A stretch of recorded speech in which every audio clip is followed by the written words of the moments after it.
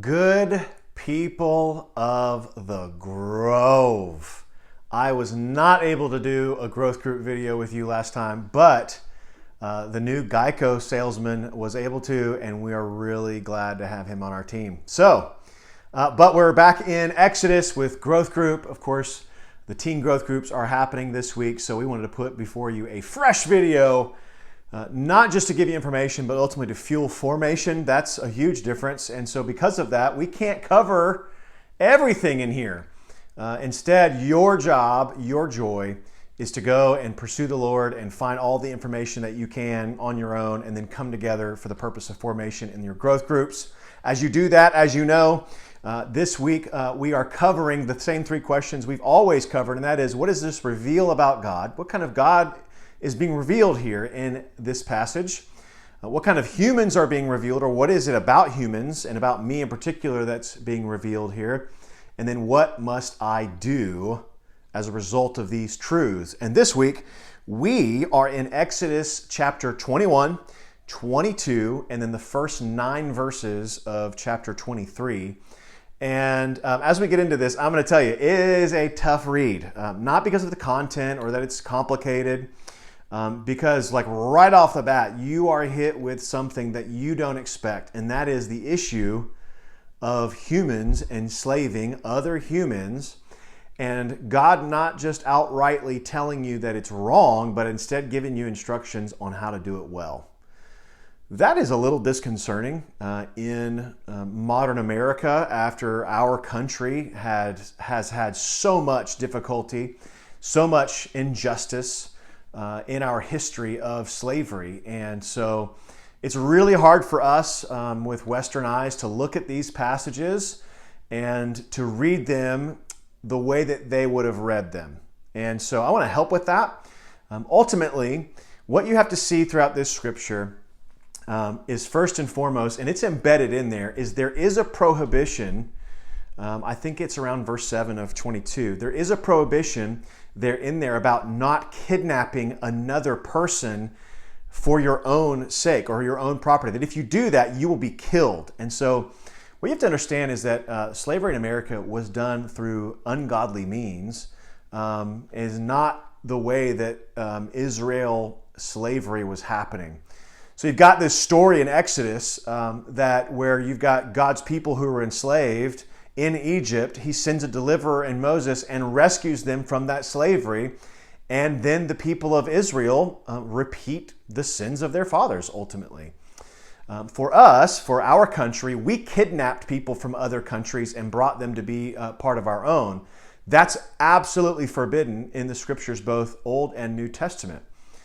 In the Old Testament, in particular in Exodus, what you see is an institution of slavery that was very common in those days. And the Bible's goal really wasn't to abolish slavery, right? It was instead redemptive in nature for people's sin. And if it's redemptive, then it will also be restorative over time. And so it's a difficult, like I'll just be candid with you, this is a tough one. And so you got to read it with their eyes. Their eyes was not that it was kidnapping and forcing people into slavery. It was typically due to debts that people owed to other people. And if you could not pay that debt, then you sold yourself into enslavement or bondage to someone else. There were also times where parents were really desperate and they would sell their children into slavery to work off whatever debt they may have had. And so that doesn't make it better, just to be really candid. It's really hard either way, but it does shed some light on the differences between what we did in our country hundreds of years ago and what they were doing in their country thousands of years ago. It's a big difference for us to understand that theirs was really more financial and debt-oriented, and ours was really heinous for a lot of different reasons. So having said all of that, we need to understand the kind of God that is being revealed here is not a God that necessarily is real excited about slavery or slaves. But he does give some instruction on how to operate in a God-honoring manner within that relationship. And what you'll see throughout this passage is that their slavery was never intended to be permanent. At the very most, it was intended to be 6 years at a time, unless the slave came back and said, I want to be your slave for life. Then they would pierce the ear and he would be a slave for life. And so the intention here was never to be indentured servants forever, but for a time to work off a debt.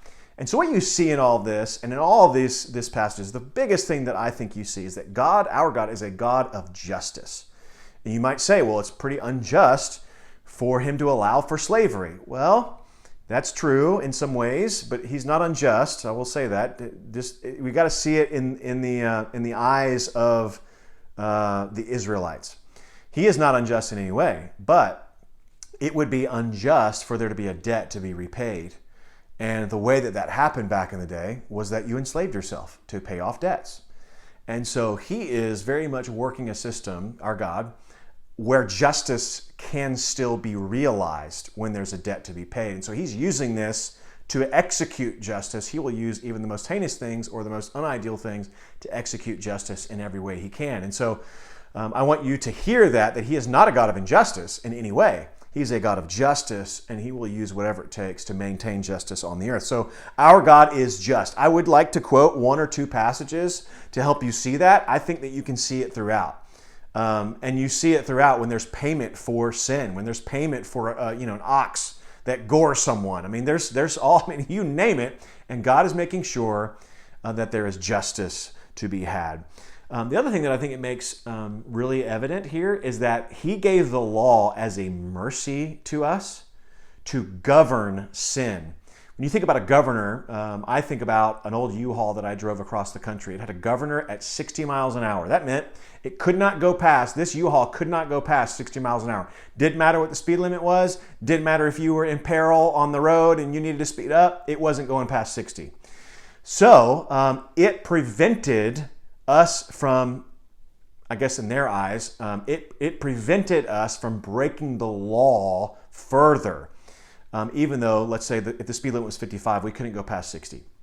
That was the idea. And I think the same way for the law was placed in us and for us to govern our sin, to get a handle on it, to make sure that it didn't get out of hand and that injustice was met with more injustice. Our God is a God of justice, and since that's true, he gave the law to govern not just society, but the sin in our hearts. And then I think that really, you can see that in verses 2 through 6, that he talks about, he talks about the laws to governing sin, that you may want to take this slave forever, but I'm telling you it's only for 6 years. You may want to keep this slave single, but if he marries, you're even allowed to marry as a slave. And so there's a certain mercy there to society in how he is governing everything. And then finally, he hears the prayers of the oppressed. If you notice in verse 23 of chapter 22, you start to see that God hears the prayers of the oppressed, notably the orphan and the widow. And ultimately, if you do harm to them, I will repay the harm that you do to them. I don't know about you, but that's good news for me. I need to know that God hears my prayers, but he's also hearing the prayers, not just of those that are higher up in society, but those that are lowly and those that are pushed out and marginalized. He is hearing specifically those prayers. That's good news. All right. This video is going to go long and forever, but I'm going to be quick for these last few points. That's what it says about God. What does it reveal about us? I'm so glad you asked. I just have two things and then one thing to do. Here we go. Here's what I think it says about us. We are prone to use other people. We are prone to enslave other people. We don't believe in slavery now. It's not a thing that would be legalized today, but we still are prone in our relationships to make them transactional. That you will do to me and I will do to you. And if you do these things for me, then I'll scratch your back as well. We're still prone to these types of relationships. It's in the human heart. But we're also prone to use others. And that's been the way it's been for as long as we have sinned in Genesis 3. We have been prone to use others. The other thing that I think this passage reveals is that we're also prone to take vengeance.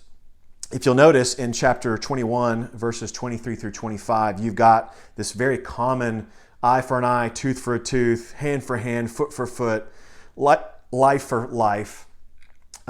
We think that and we go, okay, well, we must pay life for life. And actually, it was the opposite. He was saying you have to pay life for life, and that's all you get to get back.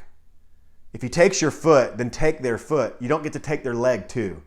Again, this law was to govern the vengeance in our heart. You don't get to pay back worse just because you've suffered harm. It was a governor to make sure that we didn't pay back with a vengeance. That if I lost a foot, then I'm going to take your leg. It was a way to govern us and to make sure that we didn't get off the rails as far as that. But we do have if that's in there, we got to know that God put that in there because we are prone to take vengeance and to go beyond what would be just. And I don't know about you, but I need to hear that again and again, to be reminded again and again that my heart wants to take vengeance upon others when I'm done wrong. And that's not good. That's not godly, and it is not God's word. Instead, he has governed us through his law and now through his spirit, not only to not take eye for eye, but now to leave it to the Lord to repay. All right, so what must we do? And I think for me, as I look at this passage, and perhaps for many more to come, I think Micah 6:8 is really what comes to mind. And if you look over at Micah 6:8, it says this: He has told you, O man, what is good. And what does the Lord require of you? And this is, Micah's written at the end of the Israelite nation, when they're falling into exile and everything's gone awry. And I think this is a good application for what's happening at the beginning of Israel. And it says this: He has told you, O man, what is good. And what does the Lord require of you but to do justice? Don't just honor and worship a God that values justice. Be a person who is just, that does justice, that pursues what is right in the world. Do justice.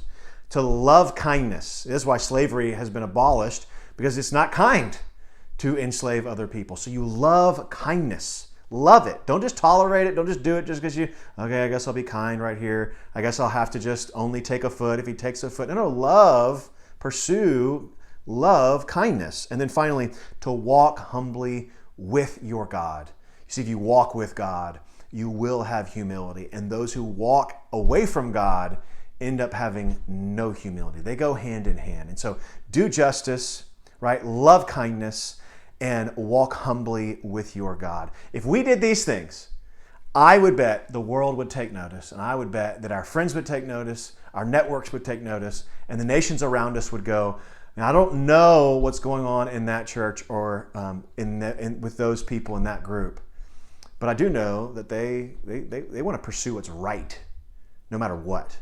That they'll do it in a kind manner, and I think it's because they're walking humbly with some other entity other than the governing bodies of this country or the cultural norms that we find ourselves in or what we find online. Instead, they are walking humbly with their God. I hope this is helpful. I hope that this is a good reminder of the kind of God that we have. And I hope that it also is an invitation to wrestle with deeper things. So enjoy your growth groups. I love you, and I'll see you soon.